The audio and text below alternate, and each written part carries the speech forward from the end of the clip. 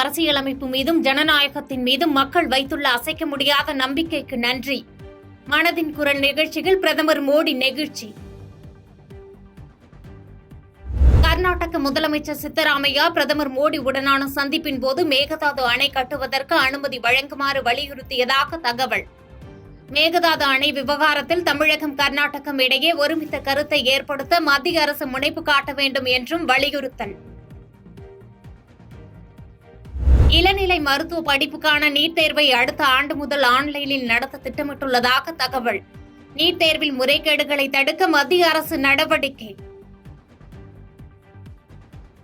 திருப்பதி ஏழுமலையான் கோயிலில் இந்திய அணியின் முன்னாள் கிரிக்கெட் வீரர் கௌதம் கம்பீர் சுவாமி தரிசனம்.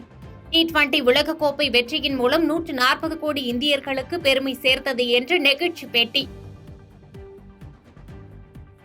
பூரண மதுவிலக்கு என்பதுதான் உரிய தீர்வு என விடுதலை சிறுத்தைகள் கட்சித் தலைவர் திருமாவளவன் மதுரையில் பேட்டி.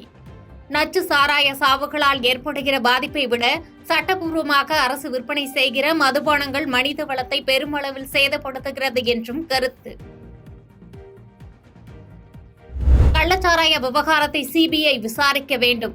சிபிஐ விசாரித்தால் முழு உண்மையும் வெளிவரும் என்று மத்திய இணையமைச்சர் எல் முருகன் கருத்து. திமுக கவனத்தை வளர்ச்சியில் செலுத்த வேண்டும், மதுவில் செலுத்தக்கூடாது என்றும் காட்டம்.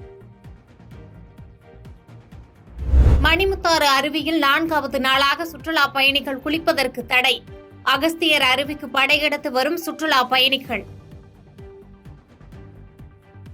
தென்மேற்கு பருவமழையை எதிர்கொள்ள மாவட்ட நிர்வாகம் தயார் நிலையில் இருப்பதாக தமிழ்நாடு சுற்றுலாத்துறை அமைச்சர் க. ராமச்சந்திரன் பந்தலூரில் பேட்டி. மழை பாதிப்புகளில் பாதிக்கப்பட்ட 28 பழங்குடியினர்களுக்கு கலைஞர் வீடு வழங்கும் திட்டத்தின் கீழ் வீடு வழங்க நடவடிக்கை எடுக்கப்படும் என அமைச்சர் உறுதி.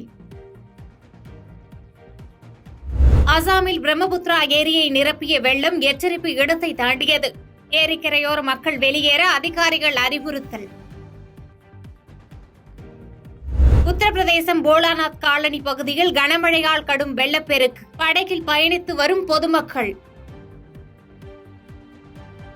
பாதகம் செய்பவரை கண்டால் நாம் பயங்கொள்ளலாகாது பாப்பா. மோதி மிதித்து விடு பாப்பா, அவர் முகத்தில் உமிழ்ந்து விடு பாப்பா.